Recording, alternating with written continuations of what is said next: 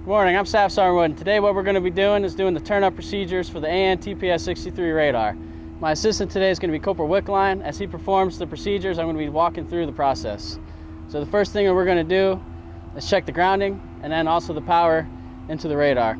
The purpose of checking the grounding going into the radar is to make sure that the equipment's grounded for personnel safety. Eliminates shock hazards, damage to the equipment, because we don't want anything to happen to the equipment or to personnel, mainly to personnel. The next step is what he's going to do is check the power cable, make sure it's seated all the way in, and then also check the cables to the ACs to make sure that the ACs have power in order to cool the radar. After he's done that, what he's going to do is he's going to check the ACs going into the radar to make sure that there's no kinks in the actual AC ducts, make sure that they're connected. That's going to prevent any kind of dust going into the system, especially if you're in a humid climate, anything like that. Next, what he's going to do is turn on the power to the ACs and make sure that they're set to cool. What that's going to do is make sure that the transmitter cabinet inside the radar doesn't overheat, keeps it temperature controlled. Now we're going to do is walk around to what's called the antenna well.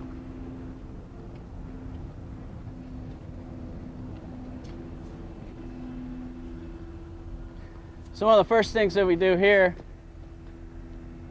is going to be disabling the antenna rotation and stowing the actual what's called the drive motors. The purpose of that is to make sure that there aren't any obstructions on top of the radar. Now if we were in a fleet situation, the reason why we would go on top of the shelter is to make sure that there aren't any personnel on top of the shelter. Potential for that would be them getting hit, especially if you're mobile loaded on a 7-ton.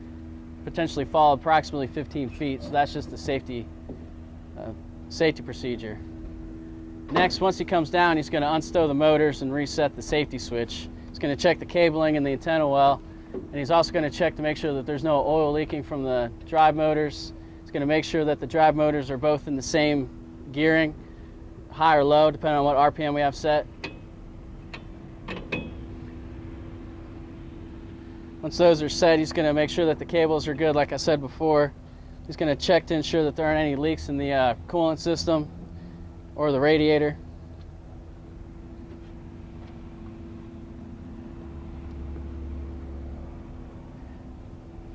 Generally, all these steps are performed like every day. Every time you come to turn up the radar, the Marines will be doing that. Next, we're going to go inside the shelter for the next portion of the turn up.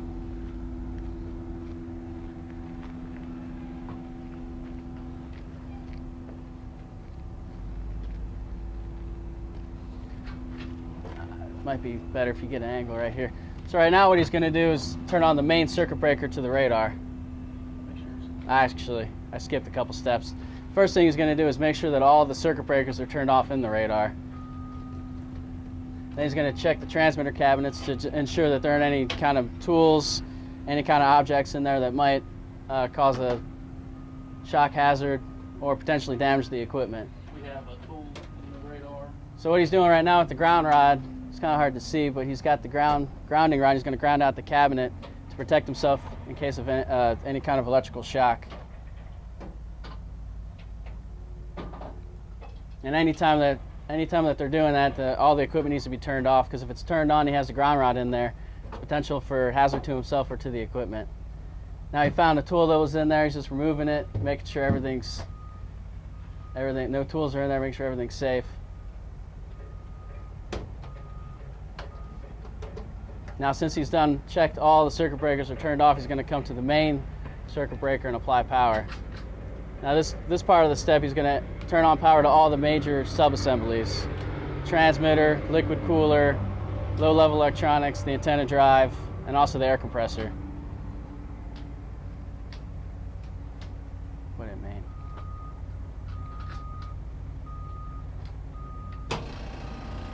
And just now the air compressor kicked on. That's going to run. You can leave it on.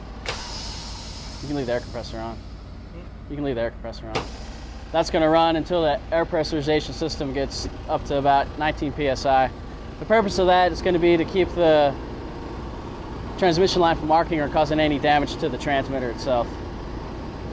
Next, he's going to turn on the low-level electronics. What he's looking for here is he's just going to check to make sure all the voltages are present, make sure nothing's out of tolerance before he proceeds to continue on turn up. All right, now he's looking at the freak gen, he's looking at the receiver, just making sure everything, all the settings are correct. What he's looking at right now is going to be what's called the radar control panel. That panel right here is where he enables the drive motors, range control, selects the transmit, whatever the case might be. Next, he's going to turn on the main power to the transmitter cabinet.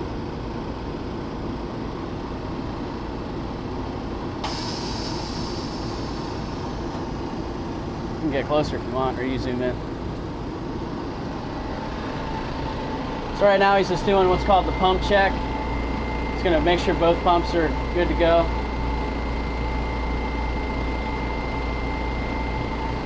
And now since it's good, he's going to check the other pump. That pump's good to go. Now he's just going to turn everything up as far as the pump coolant assembly. The coolant assembly is used to make sure that the transmitter and the CFA stay cooled. Prevent it from overheating when we're actually transmitting. Now he's turning on the transmitter, the TWT cabinet over to the CFA cabinet.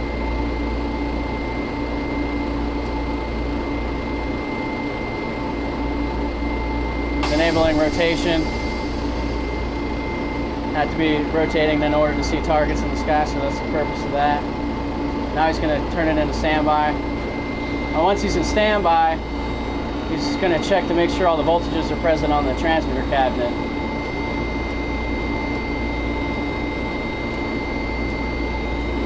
Now once he does that, he's going to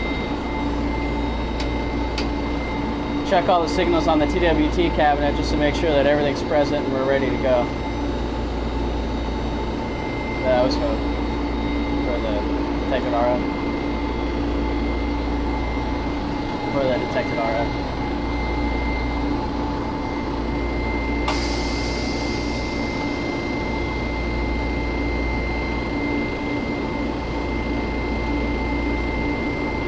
Now from here he's just going to verify that we're actually getting signal going into the transmitter. Once he verifies that, the turn up process will be complete. And then from here we would go to operate.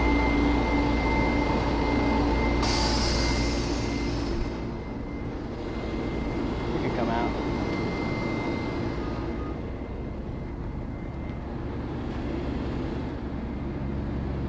Nope. Almost done.